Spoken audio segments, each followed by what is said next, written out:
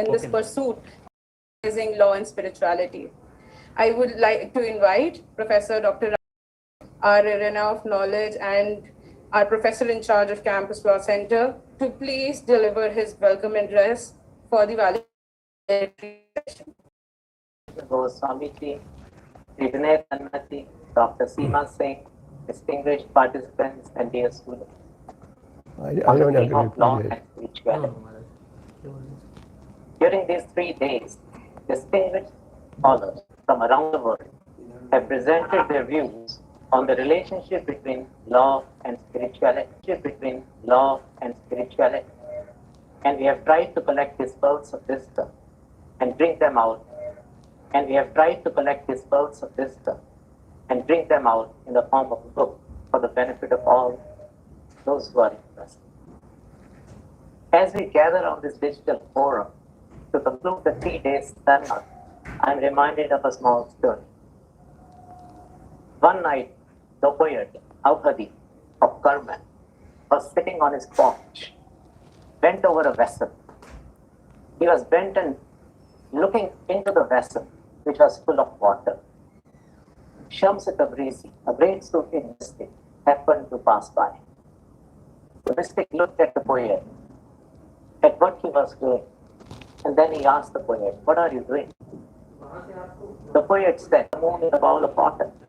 The mystic started laughing.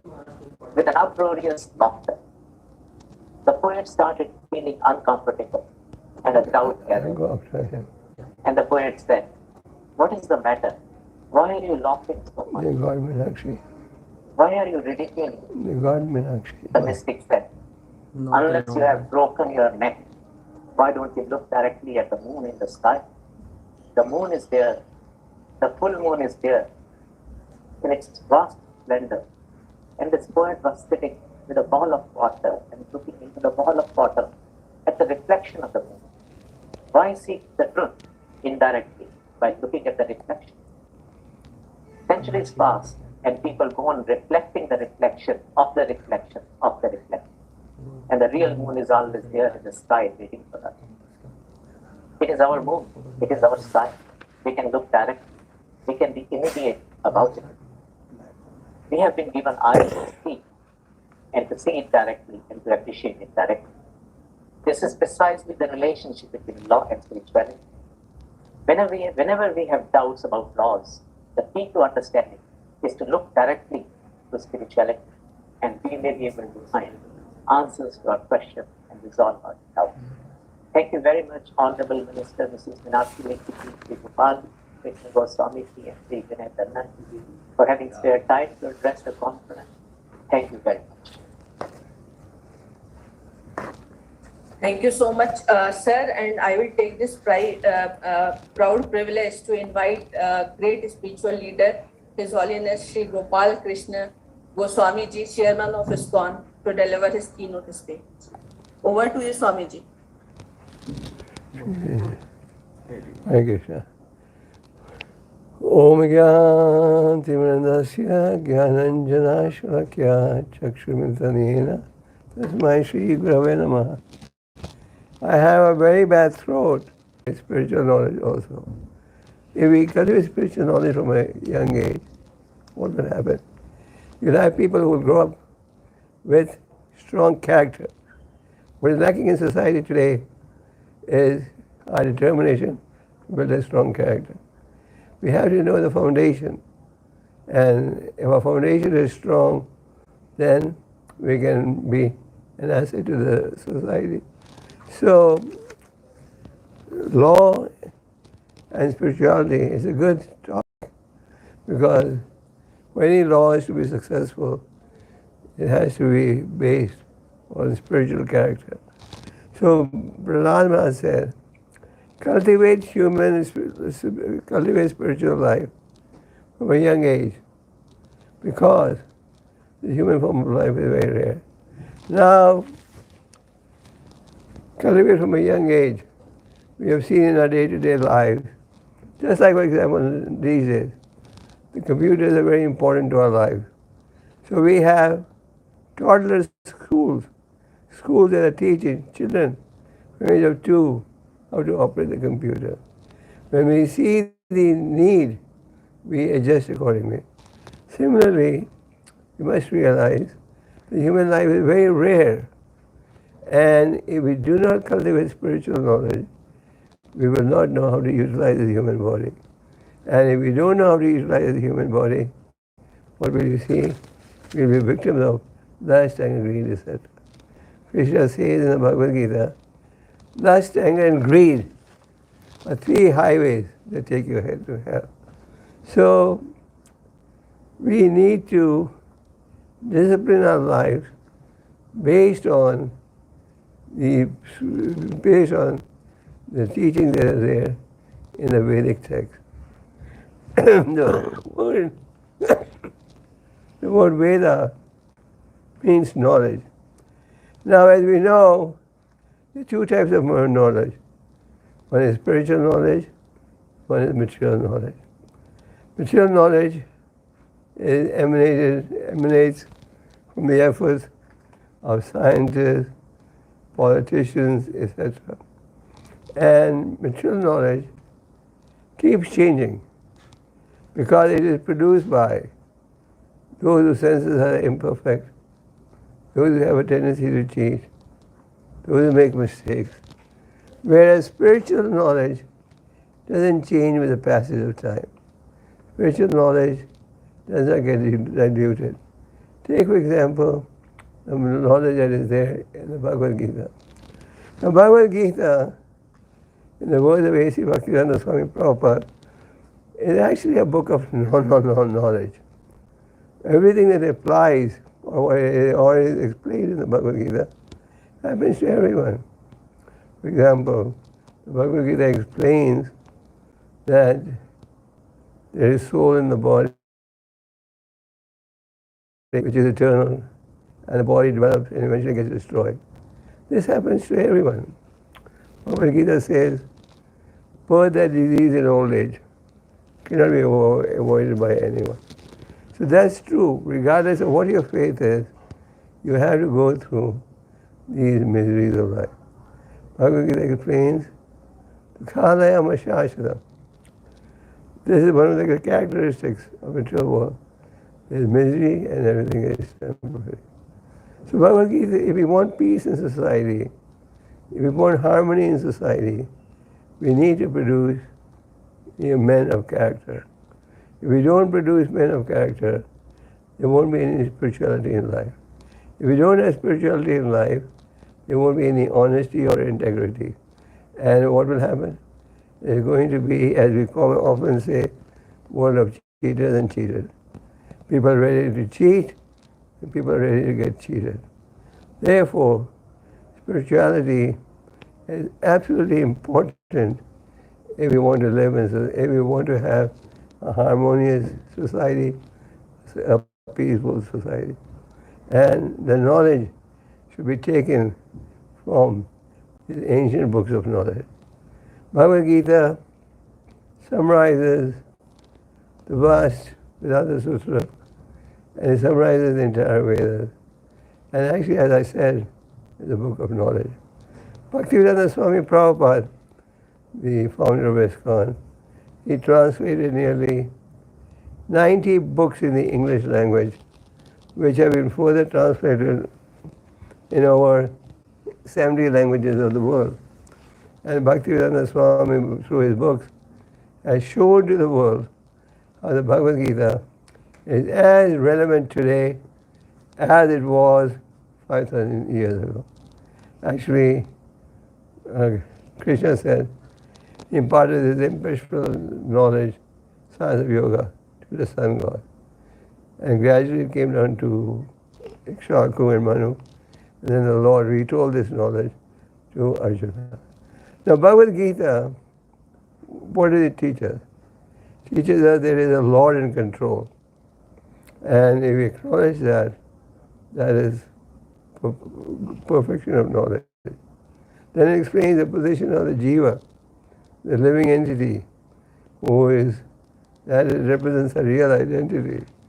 Bhagavad Gita says, just like we discard our old clothes and wear new clothes, the soul leaves one body and accepts another body. And that happens, as we just said, to everyone, regardless what faith you belong to. Then time, kala. Krishna says in the Bhagavad Gita, time I am the destroyer of everything. So what does time do? It destroys everything, isn't it? You have a young body, handsome, beautiful body. You win all the awards of the world as Miss World. But is it going to remain youthful and beautiful throughout? No. Over time, you'll see the body gradually deteriorates. And therefore, we should understand that even if you have beauty, it's short term. Time destroys everything. You make a new house, invite people to your housewarming parties, gradually the house becomes old. A new car, over time it becomes old. So time destroys everything. That should be recognized. And then we have Prakriti, material nature. Material nature also destroys everything. Krishna says, Maya Dakshina Prakriti. This material nature is working in my direction.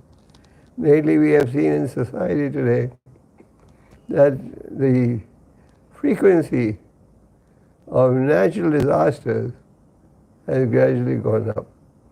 In the last few years, we've seen that material nature has been striking us in various ways. When the laws of God are not followed, that is what happens. Floods, earthquakes, natural disasters, forest fires, all these take place. And that is a result of not following the laws of God. If we follow the laws of God, with spirituality has to be based on the laws of God. Spirituality cannot be something that you can concoct yourself. These days, there are so many religious paths, and if you examine them carefully, you will see that they're not all based on the teachings of the Lord. Some prominent person gives a philosophy and says, this is what this philosophy is spoken by God. No, most of it is concocted. So, material nature also works in the direction of the Lord. If we live by the teachings, then material nature cooperates. In the Bhagavatam, you read a story. The Bhagavatam, as some of you may have heard, is the ripened fruit of Vedic knowledge. And it was compiled by Vyasadeva right in the end. Vyasadeva had compiled the vast Vedic scriptures. We were still feeling a little despondent. He felt there was something lacking in my work. And his spiritual master told him that he had not exclusively presented the path of pure devotional service. So then, that gave birth to the Srimad Bhagavatam that is composed of 18,000 verses, and Bhaktivedanta Swami has translated this in English. It is also now available in virtually every major language of the world. So there's a story of a king called King Vena, who was very godless, cruel. He had virtually stopped all types of religious sacrifice on earth. He felt that everyone should be worshipping him and not God. He was, in other words, claiming that I am God. What happened? Till nature went on strike. The oceans dried up, the rivers dried up, the trees didn't have any fruits, the earth would not produce any grains. And the whole society was miserable because all the necessities of life were being deprived. Then came his son, King Prithu. He was exactly the opposite. He told the citizens, if you want real happiness in life, then what should you do? You should take shelter of the Lord. And he guided the society on the path of God consciousness. and all the necessities of life were available, and the society was happy. So what we are trying to say is, material nature needs reciprocates according to our surrender. and the Bhagavad Gita explains that. And then it also discusses karma. We must understand by reaction there is a reaction. And if a person is spiritual, then he'll live his life according to the teachings of the Lord. And then society will be more civilized, society will have people of character, and there will be happiness. But if we don't cultivate spiritual knowledge, then Shama Eva Kevalam. It will simply be a waste of time. So the ISKCON society that I represent is committed to helping society become aware of spiritual knowledge. Because without spirituality, human life is a waste. And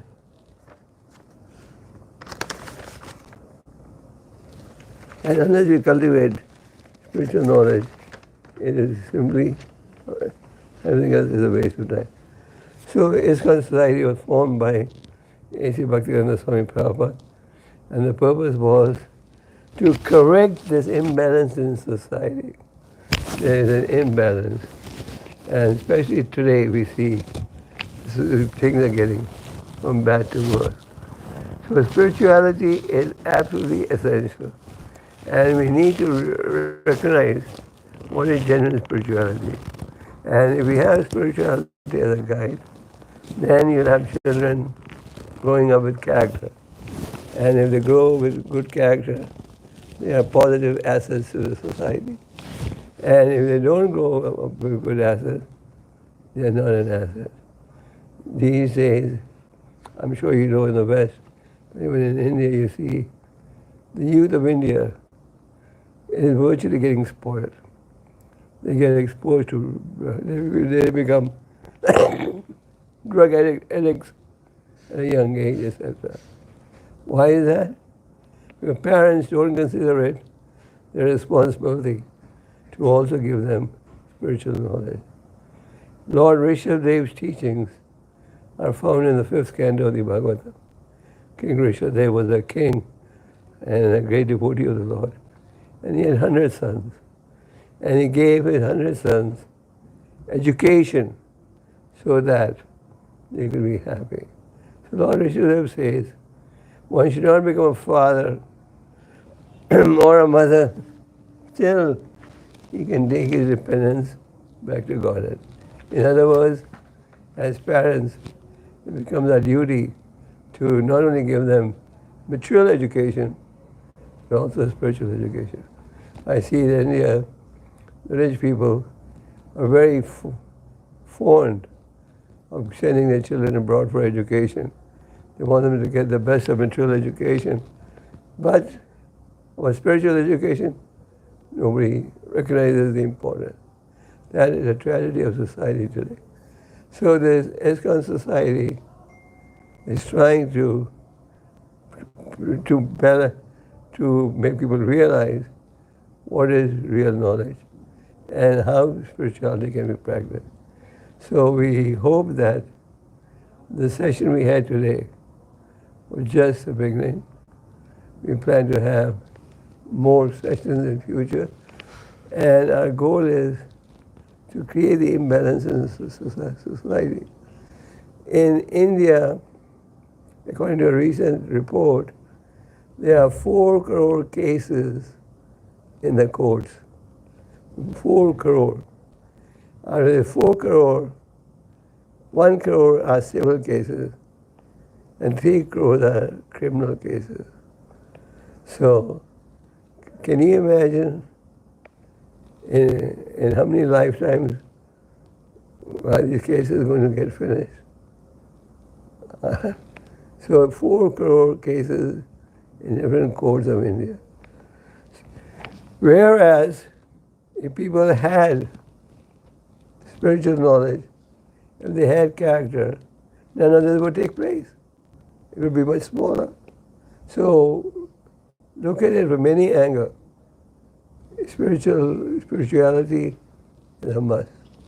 And spirituality means following the laws of God, not following someone's imagination, but genuinely following the laws of God. I described in the Bhagavad Gita, the Bhagavatam.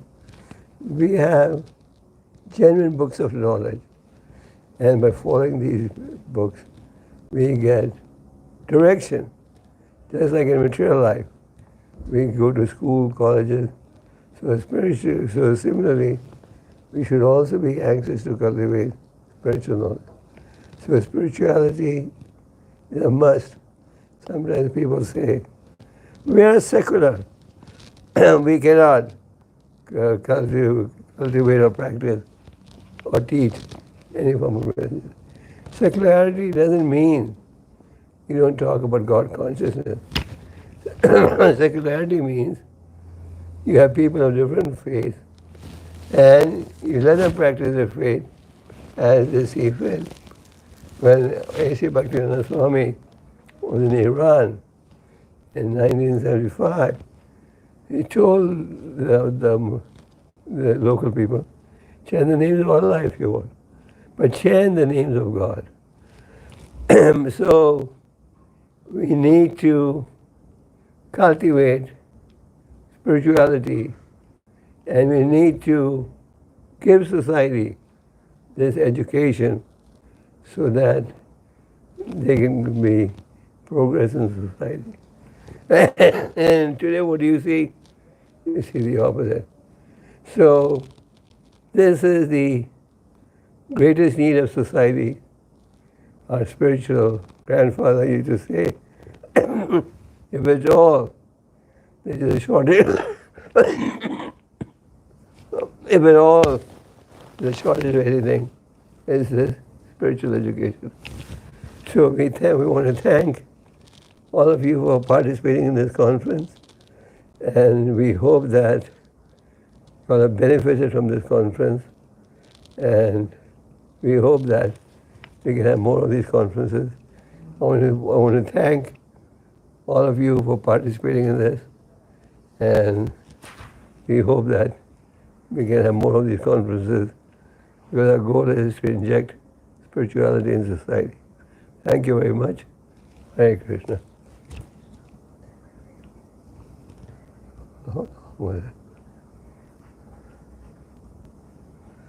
Ma'am, over to you. Thank you Swami ji, बहुत बहुत धन्यवाद आपका. It is truly very emotional and very touching for all of us, and it is very enlightening too. And now I will request Kajal to move to the next speaker, Mr. Vinay Tanna ji.